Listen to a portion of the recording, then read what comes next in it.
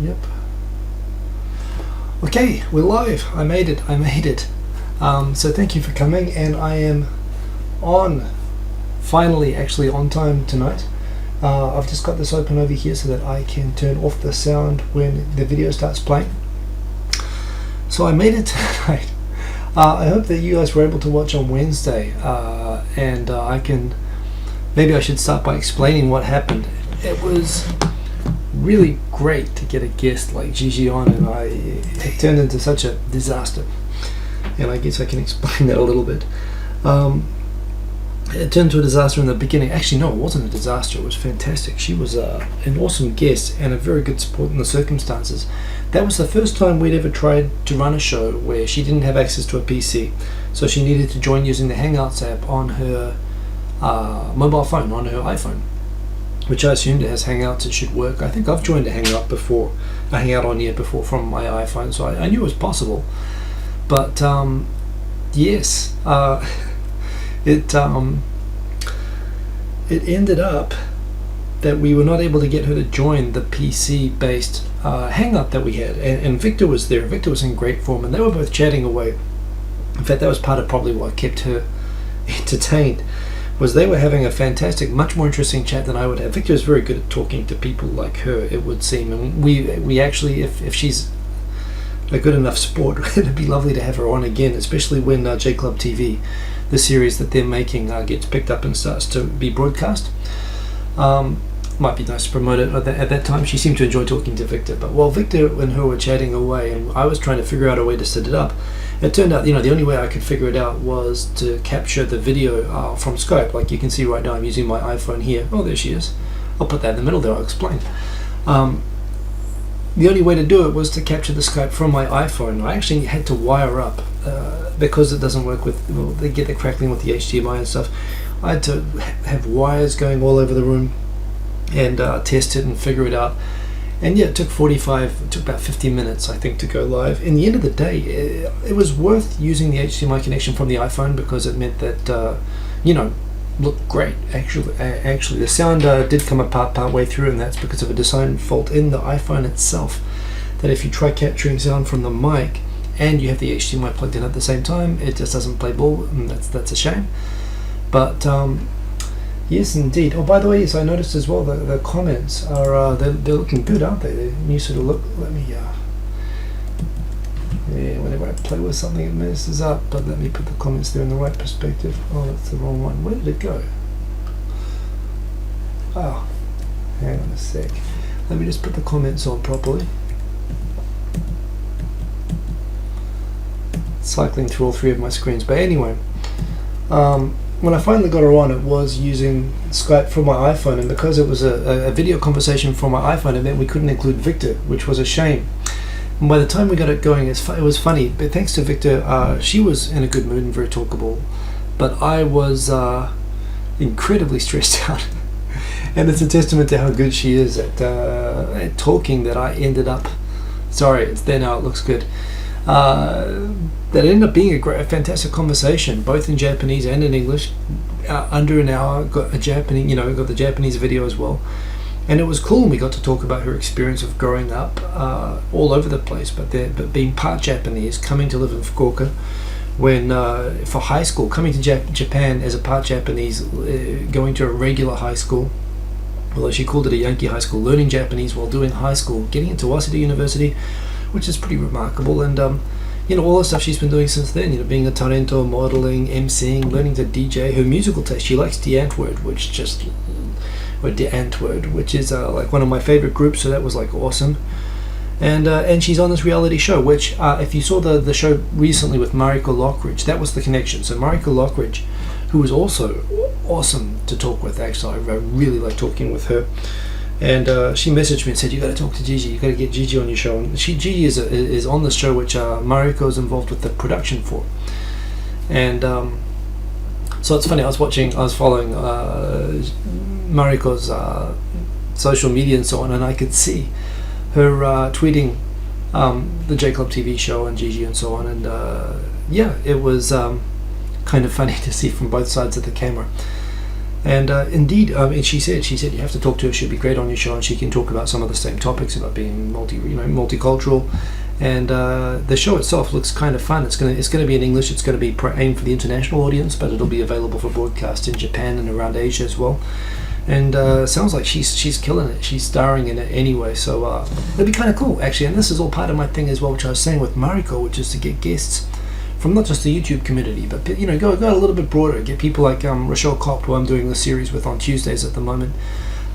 Getting Ace, Henna Gaijin. From What Really Matters, I actually just went and recorded a kind of a mini series, not the full series I wanted to get with him actually, because we ran out of time in this space. But we had a fantastic. Ended up being over an hour's of conversation, which we got about 6 episodes out of, which I recorded the other day as well. I also mentioned the Gigi as well. Next time we'll probably go into the space and record it in there, just to avoid all hassles. Maybe do that in September. It looks like the summer party, which will probably be in Roppongi again. So people always want to tweak it. Victor's saying you should get a different place, get a bigger place, but I'm the one who's organising it. I like to keep it simple. It's worked the last few years. And the place in Roppongi is pretty good. I might look at something else, but certainly September 5 looks like being the date. So just pencil that in your calendars. We'll confirm that soon. But if that happens, Victor should be able to make it to Tokyo. And we might try to record something around then. So anyway, really apologize for all the dramas. I had to configure, using this live streaming software, an entirely new setup on the fly. And it kind of worked. I mean, the crackling came in part way through. But it worked well, and thank you for the likes, by the way. I can see the likes coming on. I do appreciate that. I should say thank you. I'm going to start saying thank you every time I see those rather than dismiss them. But Gigi was fantastic. She's actually, and it's kind of funny because she could talk with boring old me in an interesting way, which is what I was going for. If you caught Victor's Periscope, you might have heard some of her talking with him. And that was much more interesting. I'm not capable of having the sort of conversations that Victor can have. They were talking straight away about like body parts, and it would be very fun to get the three of us on. It's fantastic to get into that. I hope she enjoyed the experience in spite of it being so trying for the 50 minutes to get on. Go and check out the video. I've trimmed it, so it is a 40-minute English video, and there's a separate 15-minute Japanese video on my Japanese Tokyo no Hiko channel, which, by the way, if you haven't subscribed to yet, and if you're interested in my Japanese stuff, go subscribe to that. And it was cool. It was really great. So yes, apologies for it being such a technical disaster for setting up, especially, I heard her executive producer, like all these TV production people were watching. I'm hitting the big times, and I have a 15-minute delay to start the show, so it happens. It's a feature of the shows, and you guys are used to it, but it was worse than usual. The one time you just don't want it to happen, the one time you have people who don't understand, who I don't know, who don't know me, who don't understand what this is like. And it happens, but it was a really good show, and she was a great sport and a fantastic guest. And go and check it, because the show with her and the earlier show with Mariko Lockridge, that one is shorter. I edited it, so it is more watchable. The one with Mariko Lockridge is long, but it is really good just to even as a podcast. Just had a really great chat with her, so I really recommend checking out those two Oyajis type episodes. That is that. The other thing that is happening with Hiko, with the Hiko Hof here.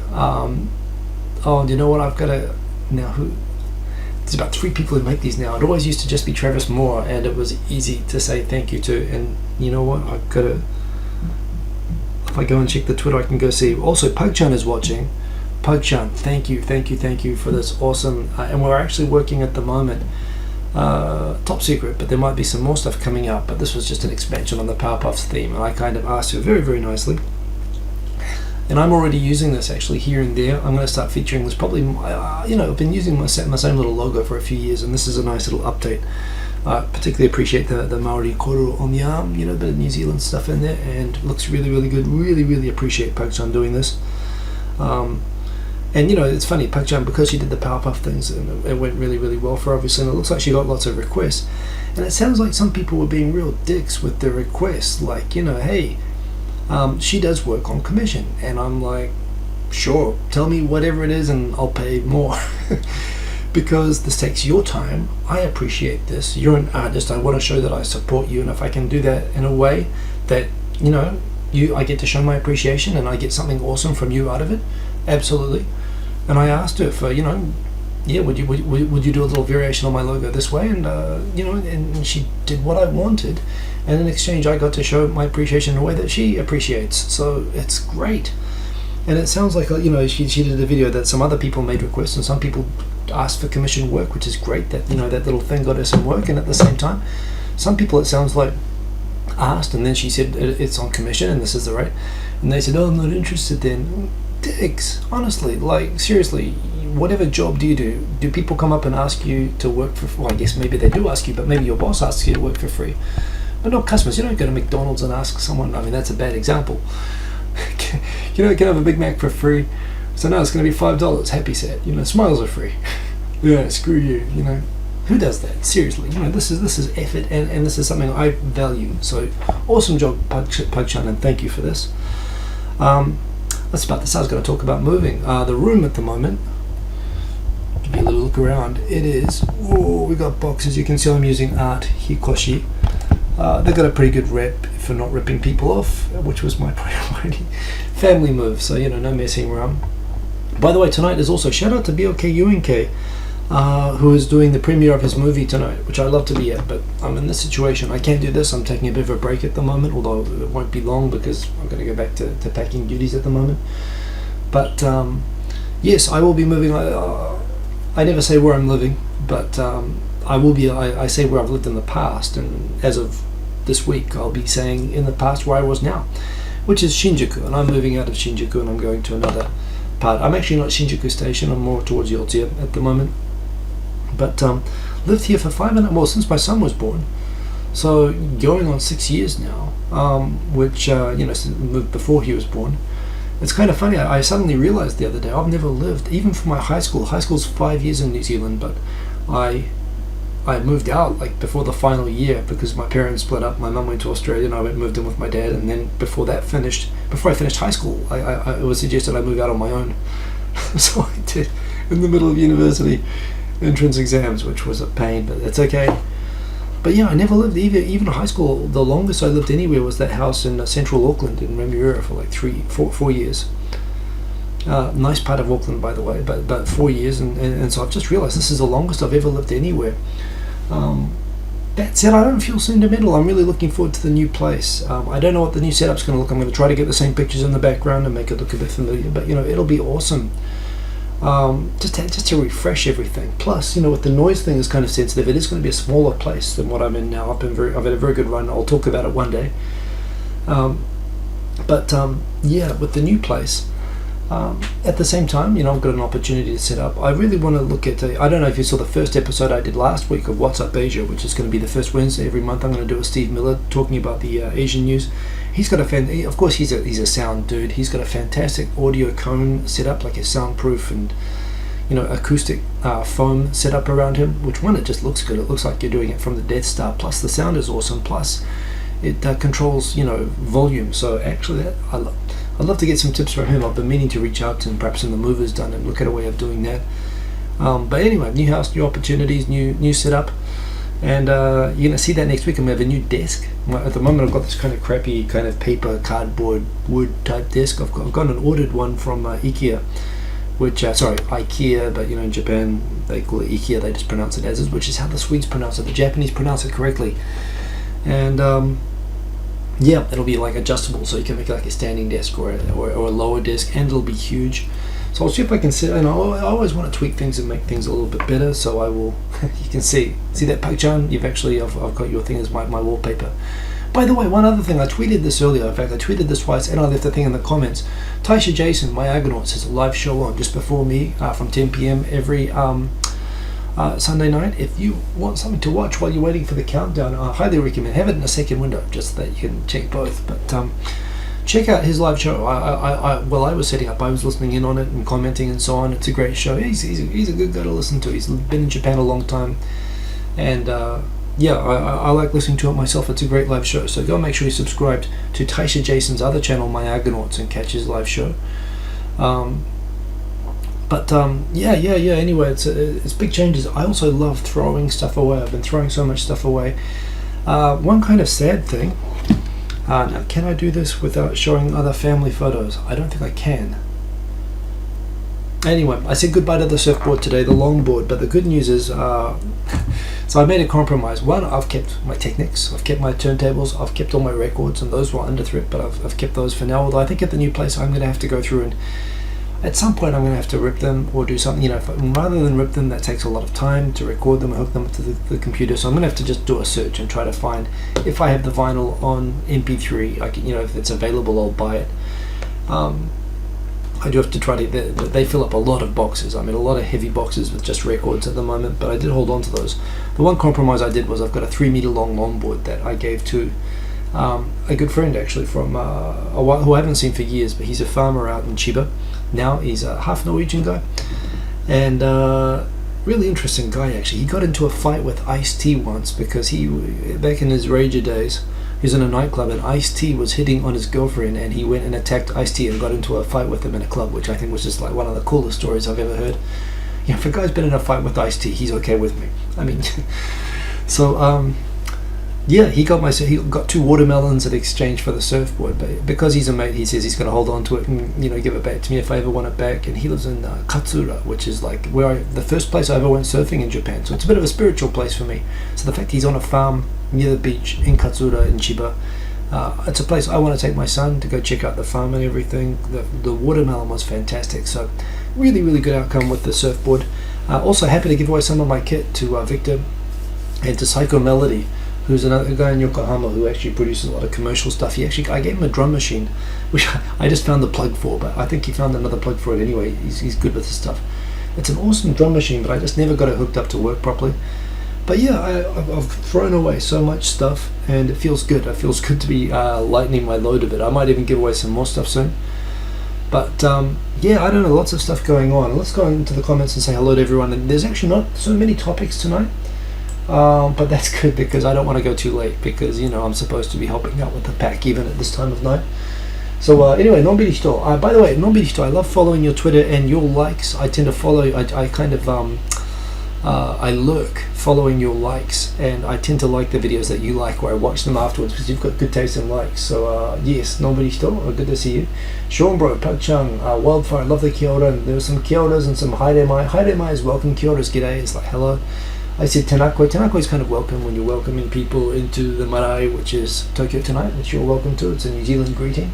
Kia ora is a very common New Zealand. It's funny, I had a Spanish teacher once who said, Kia ora es. What kia ora es? Buenos dias en la lengua neozelandesa. And she was confused and we were confused. She was saying kia ora es. What time is it? And we were saying kia ora. G'day. And we got stuck like that for 5 minutes once. But kapai. Good job. Tumeke, awesome. There's lots of Kiwi slang from Maori language, which I take pride in actually, because it's a language which only exists in New Zealand. It's very similar to Hawaiian and other Polynesian languages.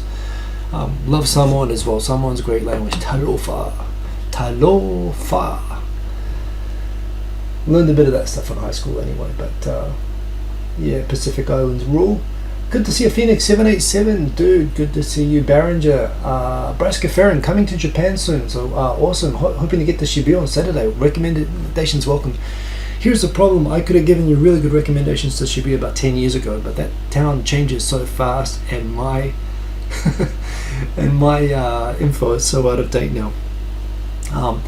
So just go anywhere. What I do suggest is go around Sentagai, but it depends on what you're into as well. If you're into music like I am, if you go down the far end of Sentagai and then kind of beyond the police box and you keep walking, there are some great music, including DJ shops out there, and that's where I used to live. Berenger asking what my weight is. I'm about 83 kilograms at the moment.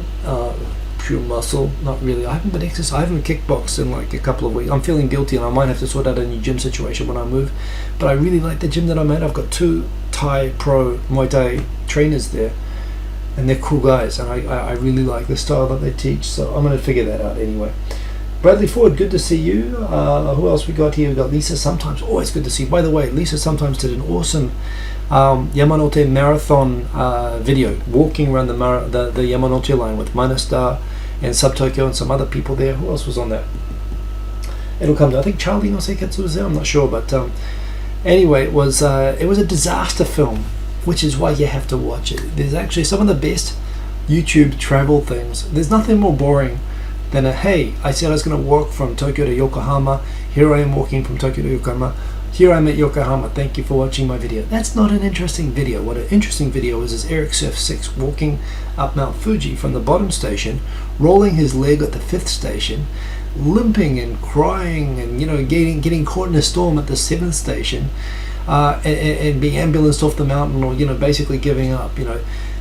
Disaster film. That was the most awesome Mount Fuji climb video I've ever seen. And Lisa, sometimes I'm not going to give any spoilers, but it gets tough pretty fast, and the updates get kind of darker, and that makes it more compelling. And she actually is getting most of the way around. You get to experience going around the Yamanote line and witnessing her drama at the same time. It was a really good video. I really enjoyed it. So thank you for Lisa. I really appreciate that.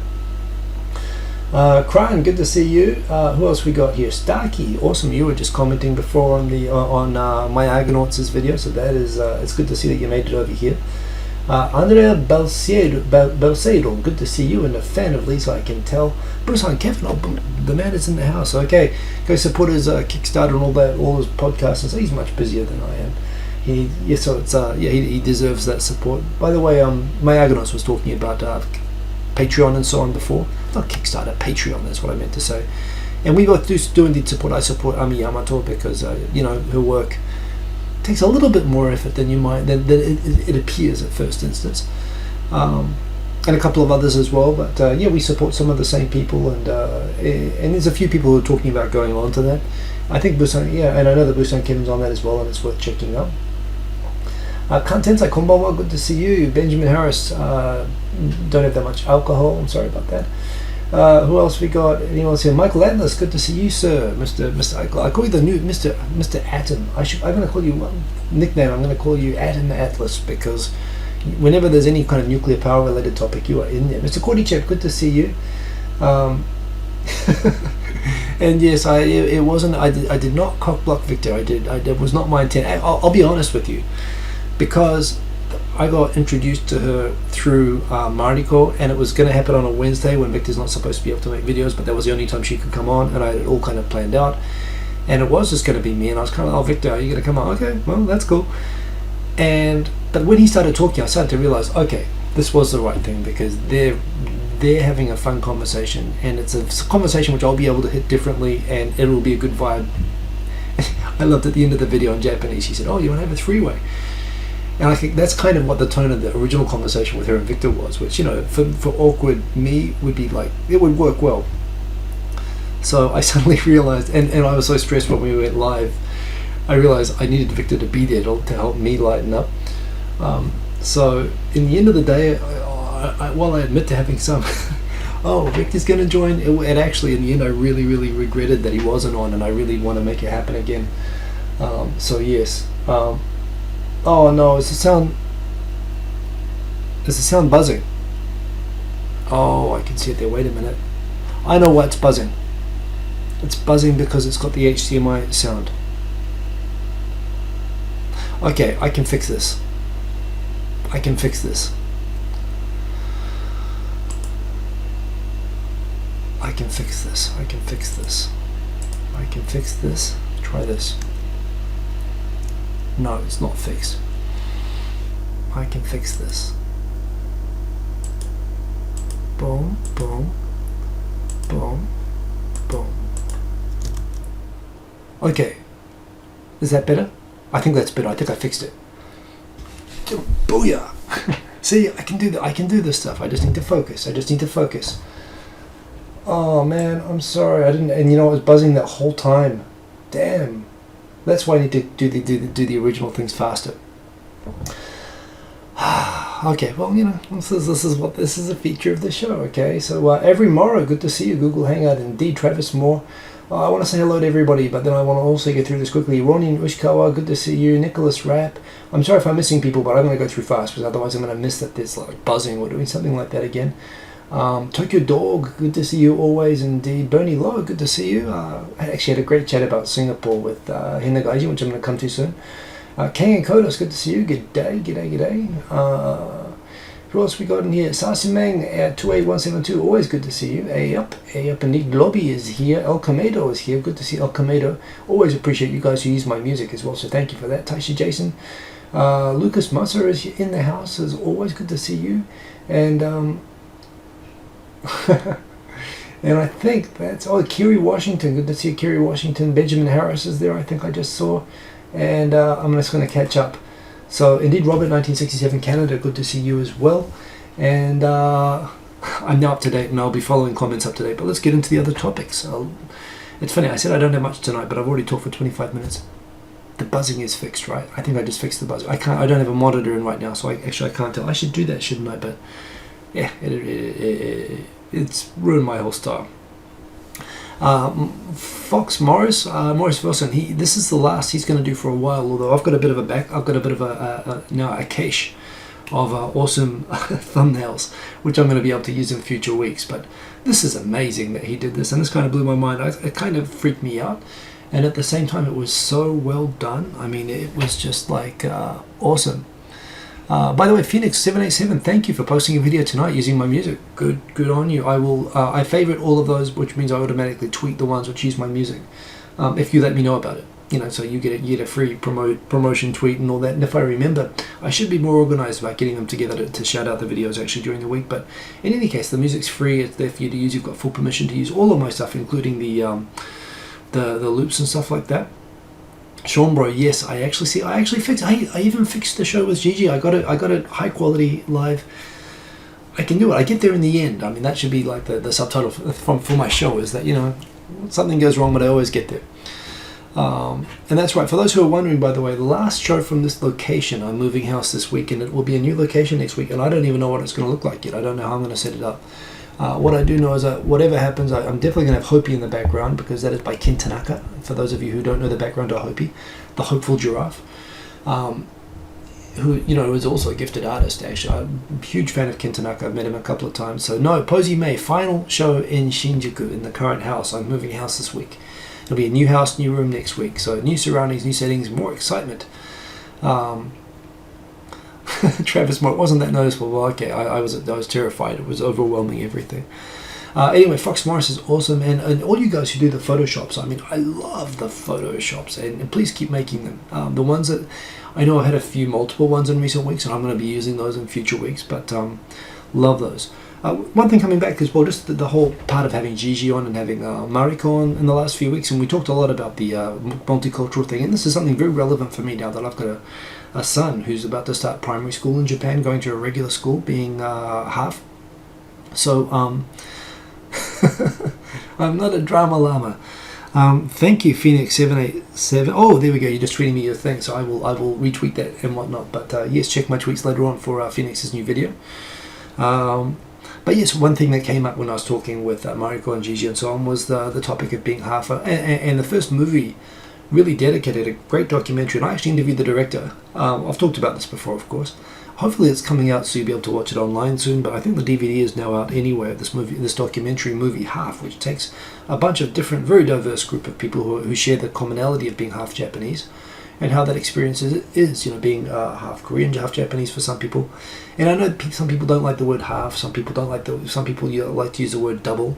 Mariko, interestingly, said she doesn't like the word double. It's a bit strange, which I think so as well, but she says third culture, which I didn't get at first, but it's an interesting point. You're not the same culture as either one of your parents when you're like half. You neither of your parents can completely relate to you. I mean, it's a bit of a teenagey, angsty way to look at it, but certainly, for the struggles that halves have, that is one of the special struggles that they probably suffer particularly from. And something as a father, I feel like it'll be easy for me to help my son when he deals with the different, getting treated different aspect, because I can help you with that. But the difference is, of course, I landed on Plymouth Rock, whereas Plymouth Rock has landed on him. He, or to quote from Men in Tights, I landed on Sherwood Forest, but Sherwood Forest landed on him. Yeah, it's he's born into it. In Tokyo, there's even in his class right now, there's other half kids I'm expecting in school. He's not going to stand out that much, but the question will inevitably come up, and It's going to be partly up to his personality how he deals with it, but this is a great movie which I really want to show him and my wife someday as well, so that she can understand that this is kind of what he's going for. Yeah, Bernie Lowe watched it twice, and it is good. I wanted to make one criticism. I've said this before. I made one criticism of the movie, which the director didn't like. I was just trying to give a balanced review and be credible while I was pouring praise all over it, because I think it's an awesome documentary. But this is why. If you like that documentary, really recommend the Mariko Lockridge show, the one that I did with Mariko Lockridge. And the one with Gigi as well was actually good. I mean, apart from the fact that she was wearing a small red dress and is quite easy on the eyes, she was actually talking about really relevant stuff. She was fantastic as a guest. So in spite of the long setup, if you missed it, go back and check it. Hey Nam, good to see you. Afternoon indeed, or evening here. Good morning, good afternoon, good night. And good, what are you doing up at this time of night for those people in New Zealand? Oh yeah, I forgot to mention, I'm going to retire. I'm going to retire because PDR-san mentioned me in a video. There's nothing left to do on YouTube. All my goals are complete. I think I tweeted, now where did I get this from? I think I got it from, maybe from Rocket News or something like that. Anyway, I got this Japanese, it was actually from a Japanese article which had all these people. It was like this latest trend of people, forget Google Cardboard, get this cardboard box where they have a home theater for people who live by themselves, where they tape their phone to a cardboard box to isolate them, and they just sit lying down looking up at this movie, which I actually thought seems like a really good idea. And it's funny, he got that idea and he replicated it and he shouted me out. And apart from the fact, I mean, he's like, I'm gonna say it, I think he's my favorite YouTuber actually. His videos are just, they're regular. He works really hard at it, and the content is just consistently really, really good quality. I like his sense of humor. I love the fact he's bilingual. You can watch his Japanese videos he makes videos in normal. I mean, he is a half. You talked about half just now. He's fluent native Japanese and fluent native English, and but he's got this English sense of humor making Japanese videos, which I love, and it's all subtitles, so you can watch all of them. And this is why he's got hundreds of thousands of subscribers. And the fact that he said my name, man, he said my name. So that's it. There's nothing left to. Well, I'll probably keep going, but yes. By the way, I spent 1,000 yen and I got this week. And this is basically from what is the company that makes this? Is it on the box somewhere?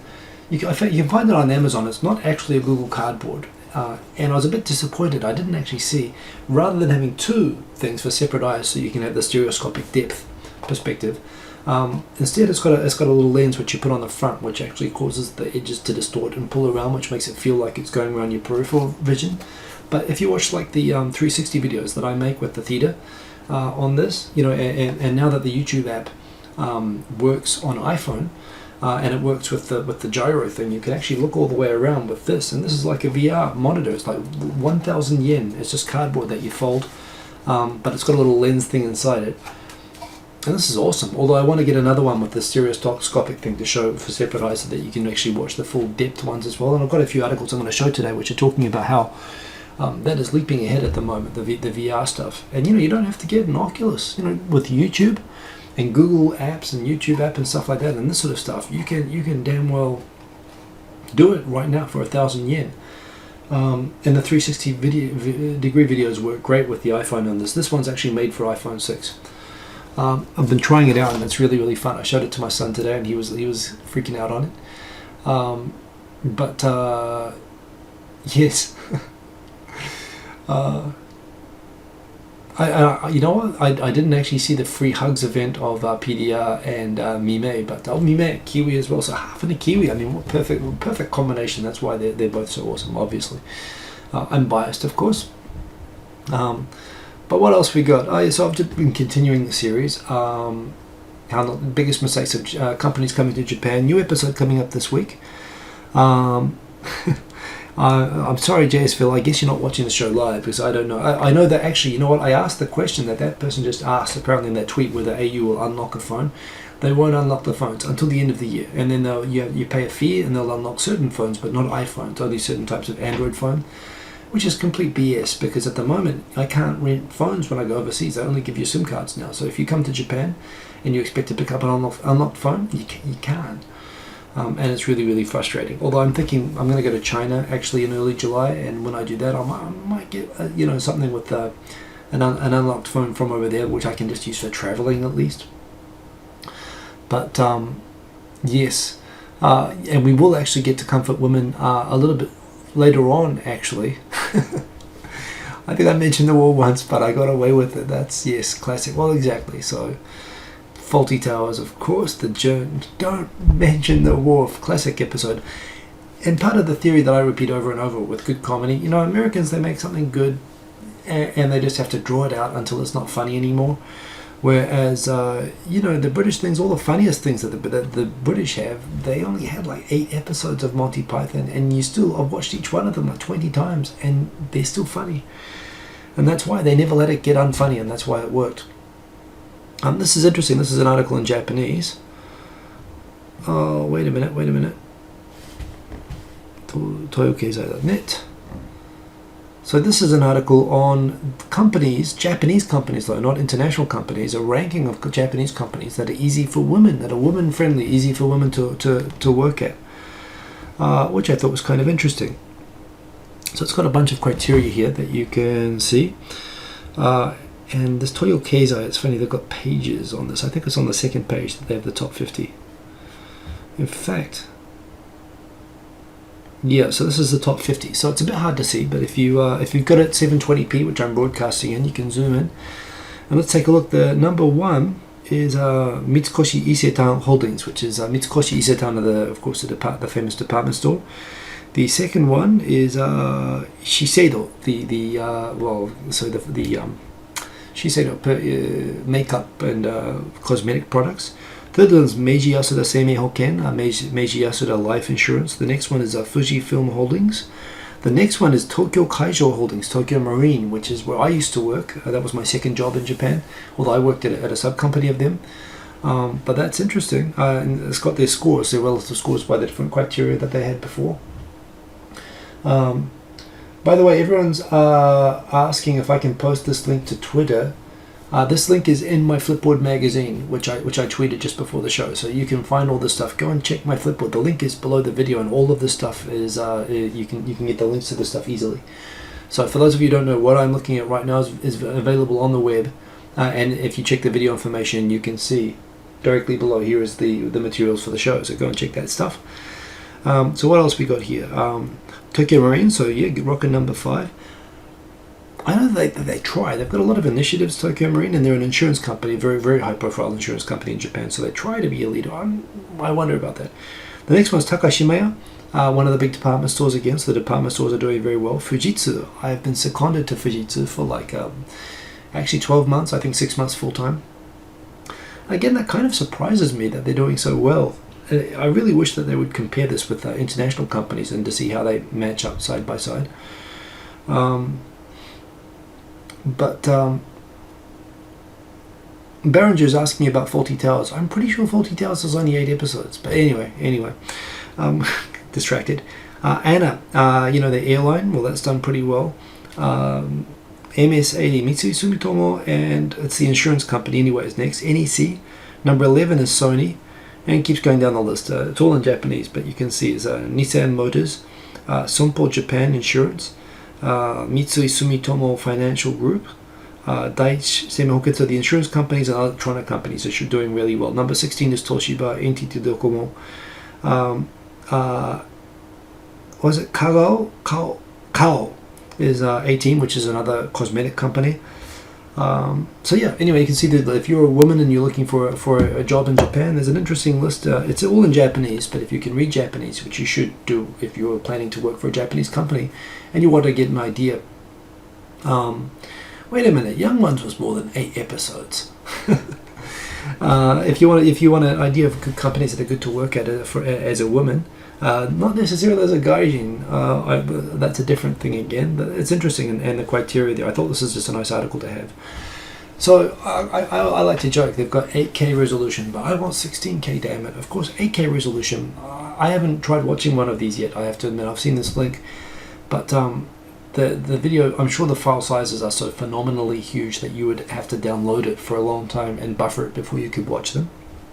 But And this was a big topic that I was talking about with Henna Gaijin one-on-one this week. How YouTube is now, because of between virtual reality video, stereoscopic video, 8K, 4K video, all this sort of stuff. This is all stuff which, regular broadcast, satellite, TV, they can't keep up with these technologies, right? You got to switch over your TV, you got to switch over your whole broadcasting medium, whereas YouTube is just adding all these things on. So for YouTube, for video makers and who want to be ahead of the, be using the latest technology now, YouTube is ahead, way ahead of broadcast TV, and that is really cool. And that's another reason why YouTube isn't just for webcam geeks crying in closets, leave Britney alone stuff anymore. Guys like him, guys who work on Discovery Channel and Nat Geo, and they should be, if you want to make leading edge documentary and film material, this is why you got to be on YouTube. And for me, there's actually an 8K. There's a different one. I think of Dubai Airport, which is a 3K, a 360 8K video, which I've also got a link for here somewhere. And I want to see that, because the whole thing about the theta videos, of course, is that they're 1080p, but they're 1080p stretched all the way around, so it doesn't look in very high resolution anywhere you look. But an 8K or a 4K stretched all the way around, that's going to be like high res in any direction that you look all around. So that's going to be worth downloading and buffering, and I'm planning to go and do that. I don't know if it's actually possible to watch on an iPhone an 8K video or not, if it would download it, but it should download it, because you're only looking at like 1080p at a time. Oh man, but I want to see that. And I want to see that with a headset on. So YouTube kicking ass on the platform around at the moment, so that's pretty cool. This is an interesting story. This is a story that happened at the start of last week. J-League, so Japan Soccer League, has 3 grades, I think, J1, J2, J3. And there's a player, you can see here, although these Japanese newspapers, they never show a very good close one, but he plays for Fukuoka, I believe. The Lebesta, which I don't know. I don't know soccer very well, honestly. So apparently the referee of the match was accused of racism by the Fukuoka club. So the second paragraph, it explains the problem scene happened that apparently there was a contact play, and the guy fell over. The referee came up to this player, who the Fukuoka midfielder Sakai, I can't read his name, but it looks like Norioshi, it says the reading there. So Sakai Norioshi, 22-year-old, who is half German, half Japanese, but normal Japanese name, born and raised in Japan, saw the half guy on the ground and said, "Hey, are you okay?" And the asked him in English. The player responded back in Japanese, "I'm fine, daijoubu da." And so the referee responded, "Nanda, omae nihongo hanaseru n da?" and laughed out loud. And apparently during this thing, the other teammates came up and said, "Shimpan, sore wa nai daro." So the guy burst out laughing, saying, "Oh, you can speak Japanese, can you?" And the teammates kind of came up as he was laughing out loud at this player for speaking to him in Japanese, when this guy's Japanese. He just looks half. And the other players were like saying, "Dude, that's not acceptable." And the referee said, "I'll apologize later." And he never did. So the team chased after the referee, basically trying to get an apology for being a bit mean to this player. It is interesting. I haven't seen it. Actually, it's funny because whenever something happens to a half, the Japan Times and a lot of other Western English news picks this up. But in the English news that I follow, and granted, I don't really follow the Japan Times, only if other people tweet this stuff. I haven't seen this one picked up, but I thought it was kind of interesting. And it's a case, again, we're talking about halves. We've talked about it with Gigi, talked about it with Mariko, talked about the film before. And my lad, this is the sort of thing which I guess one day is probably going to happen. Someone's going to see him and assume he speaks English, and he's going to speak in Japanese, and they're going to act surprised. And that's going to be a little bit depressing for him. And actually, again, PDR-san does videos. He's done a couple of videos talking about that situation as well, going to high school and everyone being surprised he could speak Japanese and how frustrating that was. But anyway, you can see now, in fairness, if I saw that guy, yeah, I wouldn't assume he was Japanese at first either, probably. Although I guess the thing is, even when I see other foreigners, you don't know if they speak English, so I generally give a timid greeting in Japanese first to suss them out. If they come back at me in English, then great. But making the mistake once is fine, but then mocking him after he speaks Japanese was a bit, too sure, and that referee should get his ass kicked. So interesting case there. I thought this was hilarious. There's no detail to this other than apparently because Sea Shepherd, there's a court injunction in US federal courts against Sea Shepherd for harassing and interfering with the whale hunt in the Antarctic and causing damage to Japanese ships, which by coming and interfering with the last hunt, they breached, and they actually got them to pay, what was it, $2.5 million to Sea Shepherd, had to pay the whalers. I guess from Sea Shepherd's perspective, that's money paid for the price of being able to stop them. Although you can look at it the other way and saying, well, they actually have paid the whalers to go, which is money that can happen for them to go and do more whaling. A bit ironic, and it's interesting. It shows a tactic, at least, that the Japanese government's using to get back at Sea Shepherd, which, let's be fair, I mean, Sea Shepherd's taking all the attention away from Greenpeace, because Greenpeace is careful to protest but not break the law or engage in violence or destruction of property. And Sea Shepherd does that, and that means they get the headlines first. And that means that they get the donations, and that's what that is about. And here they are. This is the consequence of taking those. I mean, it's good for publicity. It's good for donations. And maybe they got more than 2.5 million in donations from actually going and ramming these boats and acting literally kind of like eco-terrorists.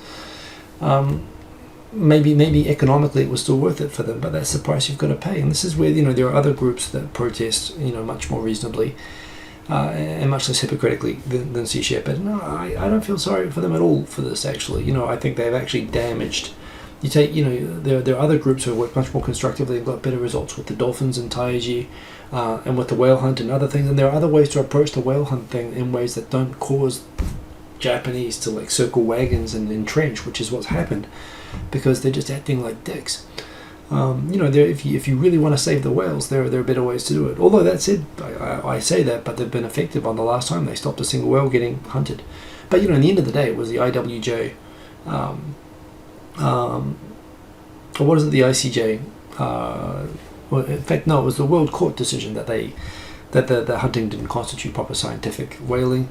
That actually ended up having the most effect. But again, it wasn't the ramming in the Antarctic, it was the courts that actually won that out. So I don't know that you have to do that. I talked about Gigi before. Here she is again. We've talked a lot about half and multicultural topics, and that's why she was such a great guest.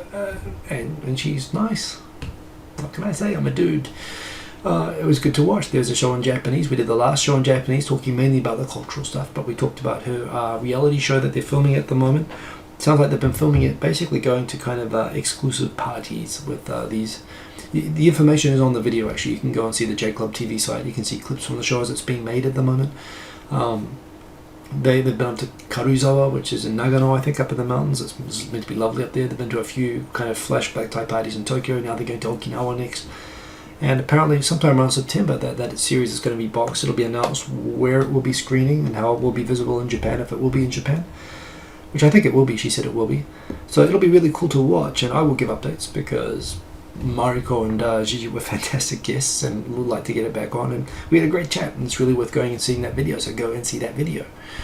Even though it took me 50 minutes to set up, and it was a complete disaster getting going. It was good. I know she's good at this, and she's going to go a long way because she was a good sport. She could have been much crappier with me. So yes, this is probably what I should have done with her. I should have got her into the YouTube space. So I got into the YouTube space with Ace. You're going to see the clips and the magic that came out of that. We talked at length about, basically, I wanted to have a conversation with him, recorded, divided up into episodes, and we wanted to do like 12 episodes, but we only got like 6 actually done, talking about the difference between commercial video making and as opposed to YouTube video making, and how someone from his background, a professional commercial TV producer, how he interprets what sort of advice he would give to new YouTubers compared to what I would give. And it's funny, the advice is very different. And his take on YouTube and his experience of getting into YouTube through the Henna Gaijin What Really Matters series, and his impressions of that, which it left a really, really strong impression on him about what's right with YouTube and wrong with YouTube as well. He's got a lot of criticisms of YouTube and a lot of criticisms of the industry that he's in as well, and where it needs to change and adapt. Really, really had a great chat. And yeah, I see some people talking about the comment there for Ronin Ushina, which I'm going to mention. It's ironic to insist on non-violence towards animals with violence towards humans. But that's how idealism goes. That's exactly right. So it's a really good statement there, Ronin Ushinawa. It's the way any kind of fanaticism goes, actually. If you think about religious fanatics, you can be violent towards, no religions advocate violence, but somehow people interpret it that, if you're a fundamentalist Christian, some fundamentalist Christians think that you can put bombs in abortion clinics and kill doctors, or you can bash gays or whatever. You're entitled to do that. In the Middle East, if they criticize America for killing Muslims, yet their terrorism's the sects, they massacre each other. And it's the same kind of level of that kind of ideology. It's the same sort of ideology that happens with a lot of these animal rights activists. That yes, he believes so strongly in defending animals that can't defend themselves that it justifies using. Thank you, Robert Old Dude. Thank you for liking the video. I'm going to say that from now on. I'm not going to let them just pass. That yes, indeed, it starts to become ends justify means, and it becomes without any sense of irony or the fact that you're being completely hypocritical using violent means to advocate, a peaceful message or a message of stopping violence, which, yeah, I agree, it's hypocritical. But anyway, coming back to the series with Ace, anyway, we didn't have enough time. We drank and talked about this stuff till like 5 o'clock in the morning. Not 5, that's an exaggeration, but about 2 or 3 o'clock in the morning at a yakiniku place, about a week before we met up again and did this in the YouTube space. By the way, in the YouTube space, I actually got to see they've got a GoPro-based, 6 GoPro-based 360-degree photo camera rig there, which they're still figuring out how to set up. But that is something I want to get my hands on and use, so that was cool. I also got to use, although I haven't been able to book, the superhero set, which is what I would have loved to have had with Ace. But the Stan Lee movie in set 1 there. Hikipedia, thank you for the like, you're awesome. And everyone go subscribe to Hikipedia because she makes good videos. So yeah, anyway, we made some great videos there, and some great. I just went to go and check the quality on the video. I thought I'd just watch it for 2 minutes and come back, and I watched it for an hour because it was actually really, really fun conversation. We both went to high school together. He's got a very dry sense of humor, as do I, and it was a very frank and open discussion about what's wrong with YouTube and what's wrong with commercial documentary making from both of our sides. It's such a great series. So I think what I'm going to do is I'm going to edit it, and I'm going to put them on after. There'll be the continuation after the series with Rochelle is done. This is going to start after that, I think. So it means we'll have regular content going, and it's going to be really, really worth watching. Ace was great, and it was great that he was able to help me set up because it took a long time to set up. Oh, and the time thing as well. We got kicked out, and I got a warning for being. We were still talking at 9 p.m. when we had to be packed up and out of the space by 9 p.m. and that's when it closes. We were still recording, and we got into trouble. And I'm very, very sorry, YouTube space people, but believe me, it was worth it because it was a really good video that we were making. And we kind of got it there in the end, so look forward to that. This was something that was really, really awesome that I saw this week. I love keyboards. I've got a keyboard fetish. I talk about this a lot. This keyboard has e-ink keys. So when I'm using like Adobe Premiere, my editing software, whatever, I've actually got, you can see this, I've got stickers on the keyboard. I've actually got a sticker kit. I used to have them on my other keyboard. And I do this so I can remember all the shortcuts to make editing more efficient and fast, but at the same time, it doesn't feel nice to be touching stickers rather than proper keys. So here's a keyboard that has e-ink inside the keys and can adjust and show the Adobe Suite shortcuts or whatever app that you are using at the moment. At a given time, it can adjust the keys. Hey, Emily Louise Maitland, thank you for liking. You're awesome. And she's awesome as well. Everyone, make sure you subscribe to her. If you're not, I'm gonna come after you and find you and make you subscribe to her because she's awesome. Thank you, Emily Louise Maitland, very much appreciated. So yes, anyway, with any app that you're using, and I'm thinking this has, I really want all the keys to have like LEDs and to be able to light up and do music stuff with, and I think keyboards should do a lot more than what they do, but this is a step in the right direction. I think this is a Kickstarter project, but I'm going to be on that. If that comes out, I'm going to swap. I quite like my keyboard right now, my Rapu. But I'm going to totally go for this if that comes available because I love the idea of that, and I need that keyboard too. I get hot and heavy over keyboards. What's this one? This is actually an article, Rochelle Kopp, who's on my show, How Not to Screw Up in Japan, How to Not Screw Up in Japan. She writes a lot of books and articles for Japanese newspapers and media in Japanese, and this is her one on that, on basically what Japanese companies where they screw up using foreign employees, a topic close, near and dear to my heart, having worked in some of those companies on that top list that are doing well with women, but you still would ask them how they're doing with foreigners, and do they even know how to use foreigners properly.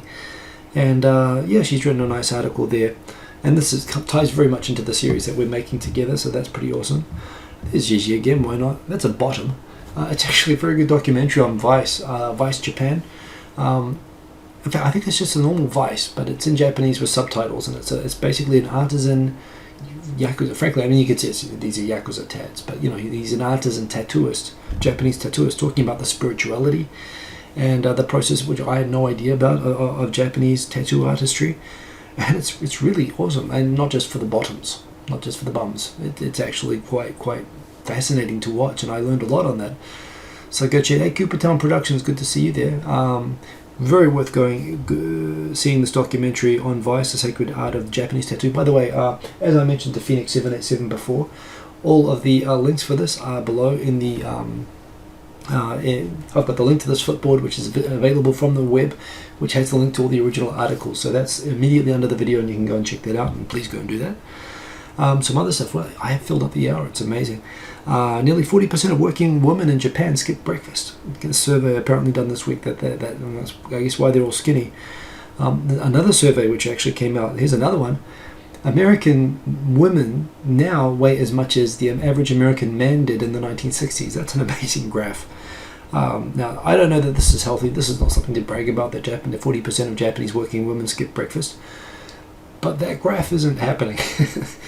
And I don't know when we're going to break this taboo in Western culture of saying to someone, hey, you should be careful, you're putting on some pounds. That's something that Japanese say.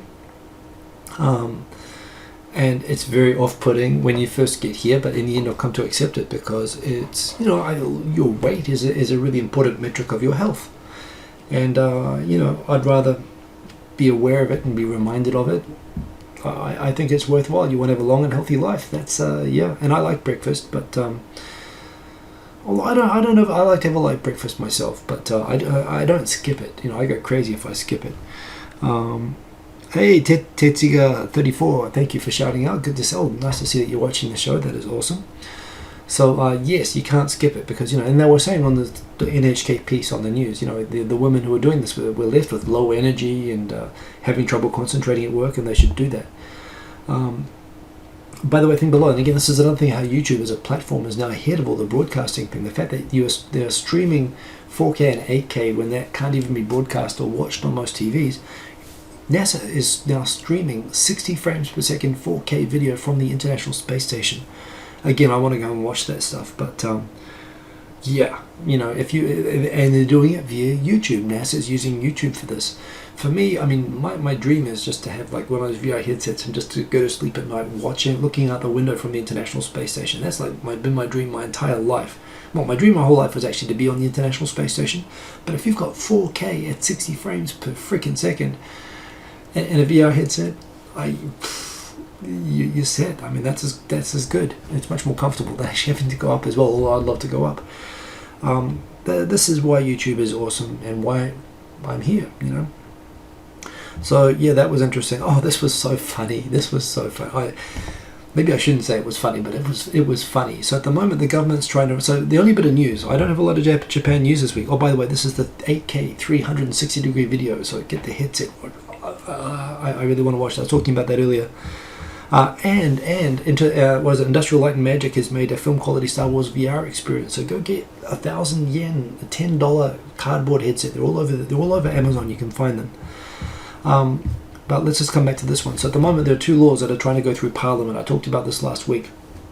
One is the collective defence law, which on another committee, some constitutional scholars called in by the government to testify, on the legality of another piece of legislation were asked, hey, this collective defence law, does that breach the Constitution? And they all agreed, oh, it totally violates the Constitution. So now that's getting held up in Parliament. Although at the moment, the government is such a majority that they don't need anyone else there. They can just pass everything, whether anyone likes it or not. And they're rushing through two bills. One is collective defence, which now the opposition's gotten very enthusiastic that everyone seems to agree now it's anti-constitutional. It would be struck down by the courts, and the government's saying, well, screw you guys, we're going to do it anyway.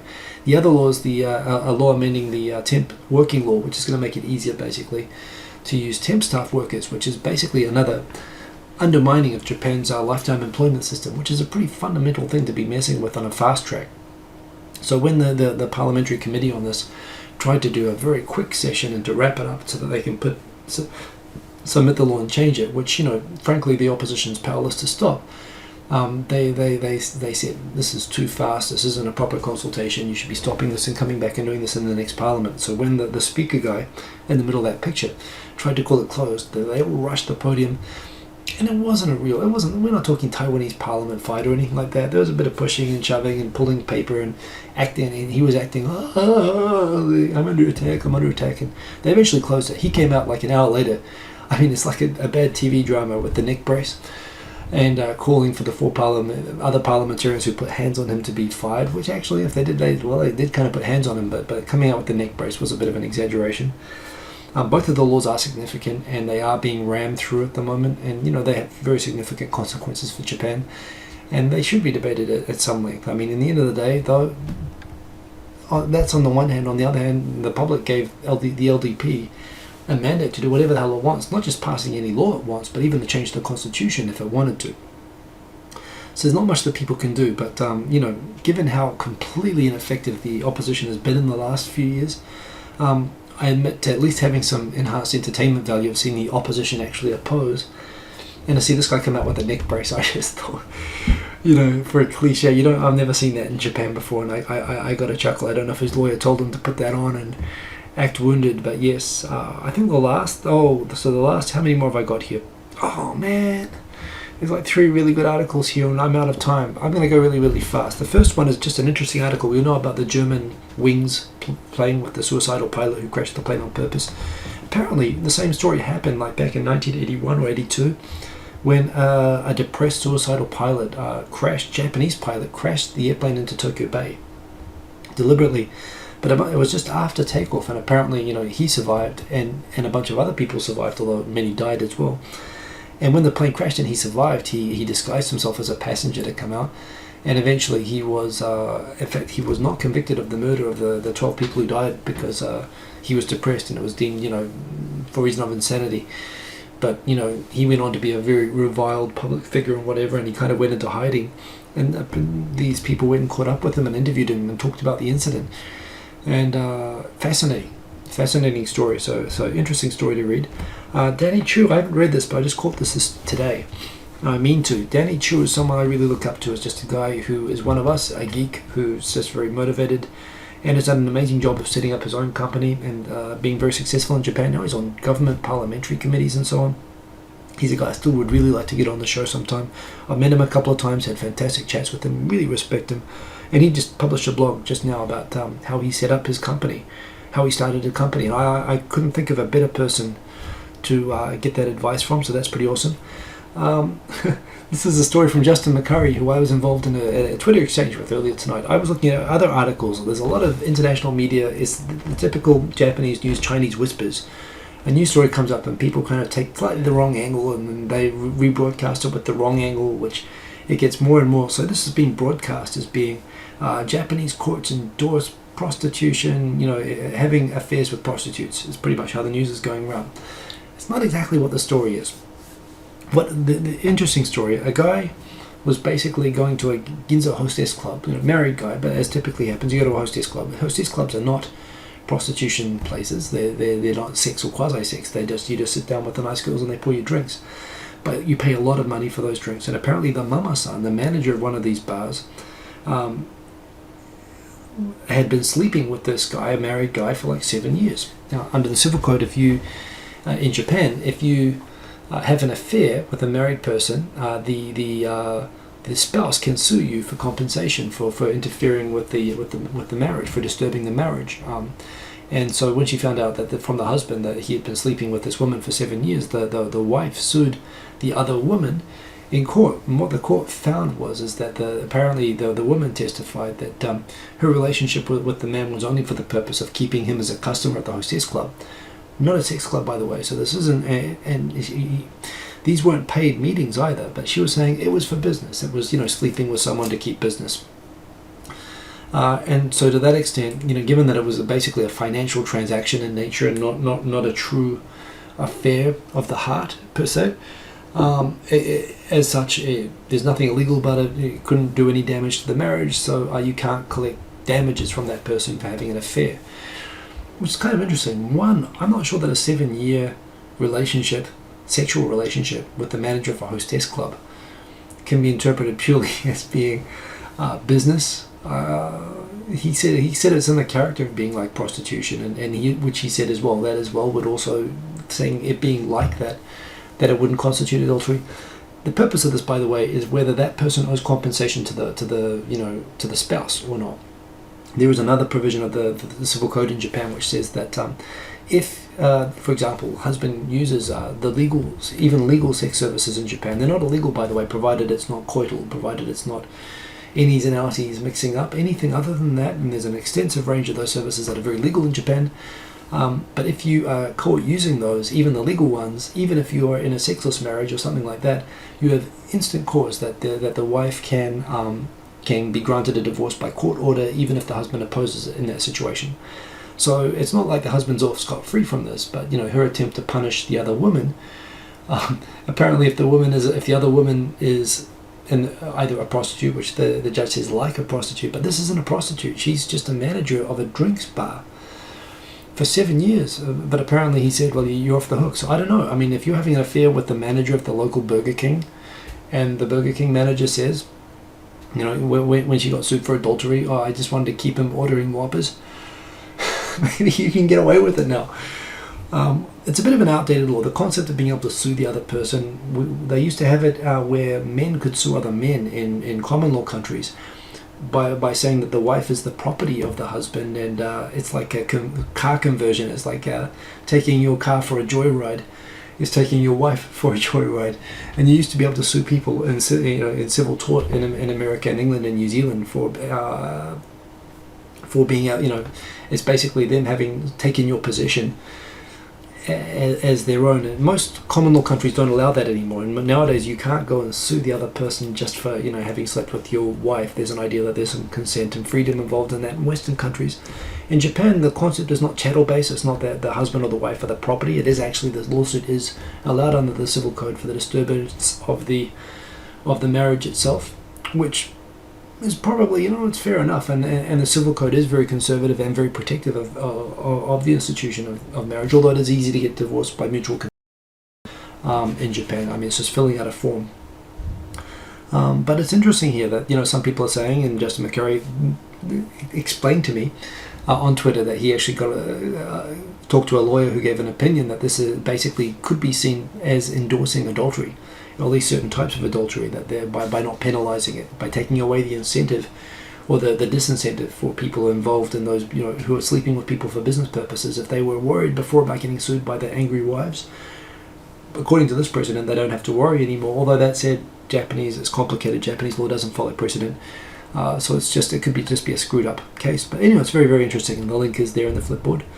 And the final one for today, I just spotted this tonight, and I was really surprised because as far as I can see, there's been no negotiation, and there's just been a wall of silence from the Korean side. But apparently Park, who has just been completely cold shouldering Japan and turning down all attempts at talks and so on, apparently she let slip publicly that there are behind the scenes negotiations to arrange compensation for the remaining alive 52 Korean comfort women, and she expects it'll be resolved very soon, and Japan and Korea will be able then to start properly celebrate the 50th anniversary of diplomatic relations which her father established with Japan, that have been just complete Cold War situation. There's been no, if anything, the relations at the moment are the worst that they've probably been in the 50 years between Korea and Japan. They're supposed to be celebrating this year, and they're not. And it's because she's been holding out to resolve this issue, and she's saying that it's going to happen, which is interesting. I've heard nothing about this in Japan, and Phoenix 787 is sick of President Park, and frankly, I've been pretty sick of her as well. I think she's been a disastrous president. For the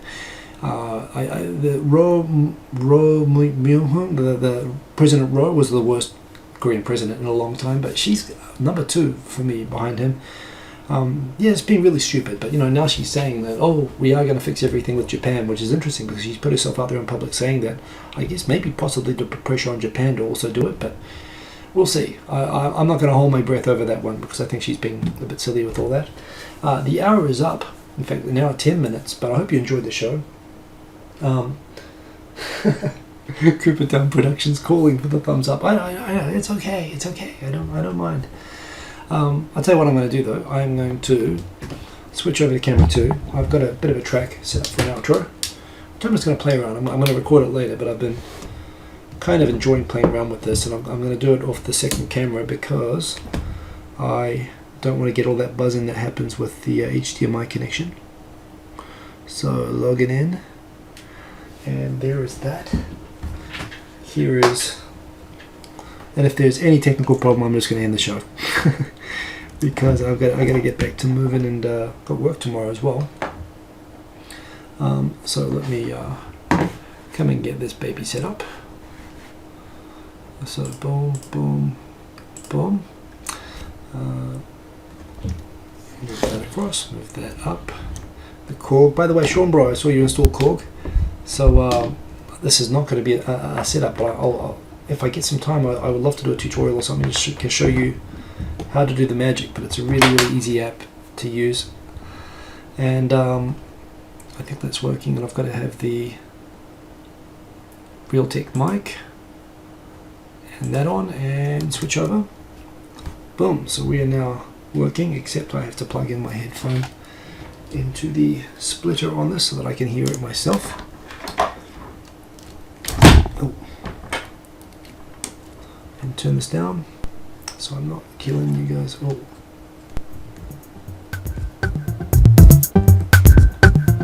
Okay, that looks like it's working. So this is going to be the outro. I'm going to record this later, but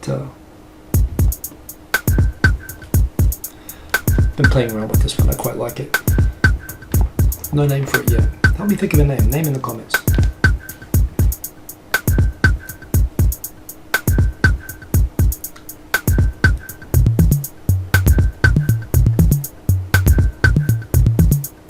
It's not bad.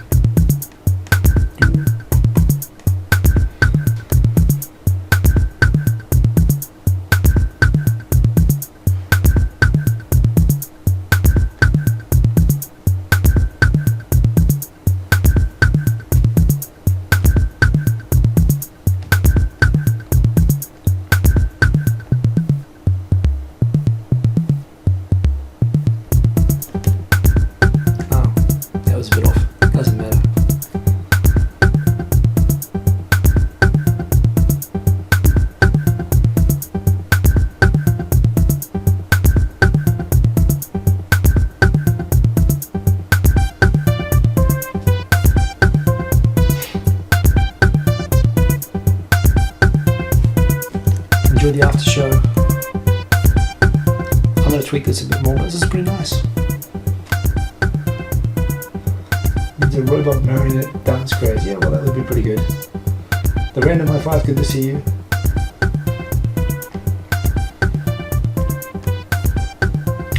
I quite like this just as is.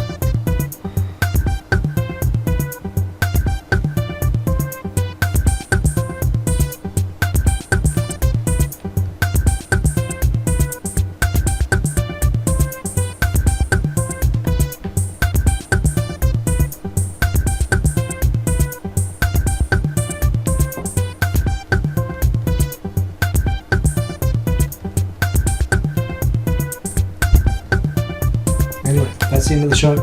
See you guys next week. I'm not going to do a show on Wednesday. The regular Tuesday show with Rochelle Cop will go up. So, yes, there will be shows this week, but I will be moving in the middle of the week. So I guess I'll see you guys again next Sunday, maybe on Saturday with 2.5 Oyajis if we can get that set up again. We couldn't do that yesterday because Victor's got an anniversary and I'm preparing to move. This is a special thing, but very glad to get through the show. Check out the show with Gigi because it was good. Although it took some time getting there if you missed it.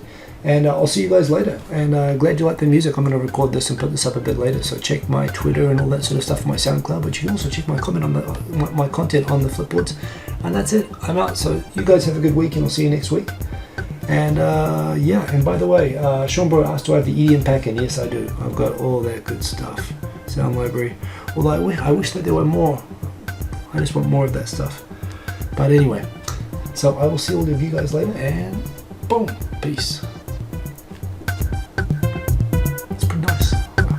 I'm going to mix this up a bit and make it into a track. Yeah.